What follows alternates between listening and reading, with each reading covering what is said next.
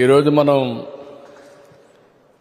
ఇది మంచి ప్రభుత్వం అనే పేరుతో క్యాంపెయిన్ స్టార్ట్ చేస్తున్నాం.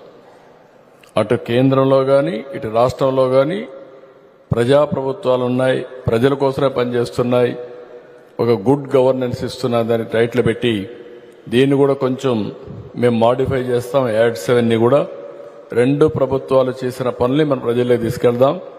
ఇది కూడా మీరు గుర్తుపెట్టుకొని ముందుకు తీసుకుపోవాలి.